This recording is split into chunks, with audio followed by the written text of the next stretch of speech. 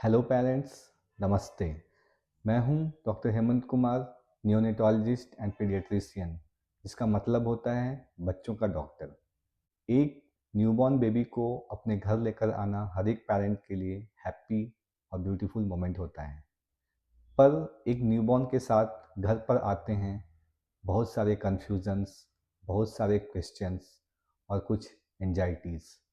Parents अक्सर पूछते हैं कि क्या मेरे न्यूबॉर्न में यह बिहेवियर नॉर्मल है या उसे कोई गंभीर समस्या है।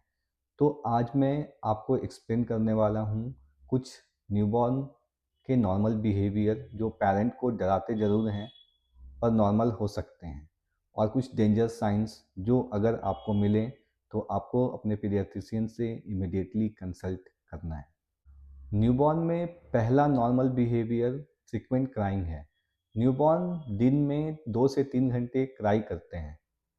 न्यूबॉर्न्स में क्राई करने का मुख्य कारण भूख लगना, डायपर गीला होना या किसी प्रकार का दर्द होना हो सकता है। दूसरा नॉर्मल बिहेवियर है न्यूबॉर्न्स में एक्सेसिव स्लीप। न्यूबॉर्न 24 आवर्स में 16 से 20 घंटे सोते हैं और बीच में फीड के लिए जगते हैं। यह न्यूबॉर्न का नॉर्मल स्लीप पैटर्न है। तीसरा नॉर्मल न्यूबॉर्न पैटर्न है इरेगुलर फीडिंग पैटर्न। बच्चे किसी दिन ज़्यादा फीडिंग करते हैं और किसी दिन कम। न्यूबॉर्न्स का पेट बहुत छोटा होता है और उन्हें फ्रीक्वेंट फीडिंग की ज़रूरत होती है।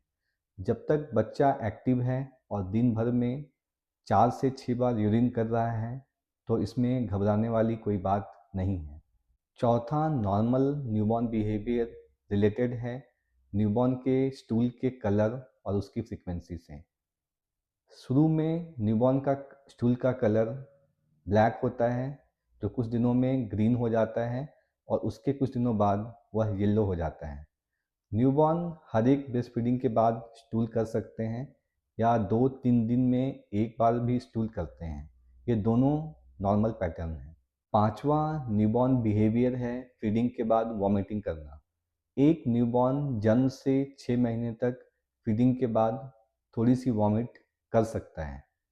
जब तक बच्चे का वजन बढ़ रहा है और वह फीड अच्छे से ले रहा है, इसमें घबराने वाली बात नहीं है।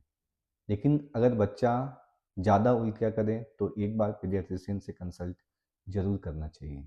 और अब जो मैं आपको बताने वाला हूँ यह बहुत इम्पॉर्टेंट है, और ये हैं न्यूबॉर्न में मिलने वाले डेंजर साइंस। तो इनमें से कोई भी साइन अगर आपको मिले तो आपको अपने न्यूबॉर्न को पीडियाट्रिशियन से इमिडिएटली दिखलाना है। पहला डेंजर साइन है पुअर फीडिंग। अगर बच्चा ब्रेस्ट पेयर लगाने के बाद बिल्कुल भी मिल्क सक नहीं करता हो, या बच्चा पहले की तरह ब्रेस्ट फीडिंग नहीं कर रहा हो, या बच्चा बिल्कुल भी दूध नहीं पी रहा हो, तो यह एक डेंजर साइन है। दूसरा डेंजर साइन है फास्ट या डिफ़िकल्ट ब्रीदिंग।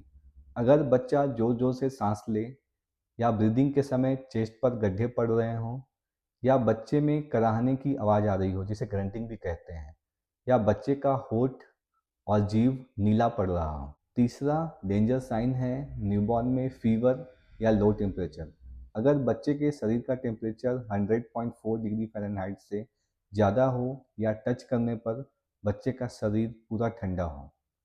चौथा डेंजर साइन है एक्सेसिव स्लीपीनेस और लेथार्जी। अगर बच्चा दूध पीने के लिए भी नहीं जग रहा हो, या मूवमेंट नहीं कर रहा हो, या बच्चे का क्राई काफ़ी वीक हो, मतलब बच्चा बहुत धीरे रो रहा हो। पांचवा डेंजर साइन है न्यूबॉर्न में जॉन्डिस होना। अगर न्यूबॉर्न की आंखें पहले दिन ही पीली लग रही हो, या किसी भी दिन बच्चे का सोल और पाम पीला लग रहा हो, तो यह एक डेंजर साइन है। अगला डेंजर साइन है बच्चों में कन्वल्सन होना।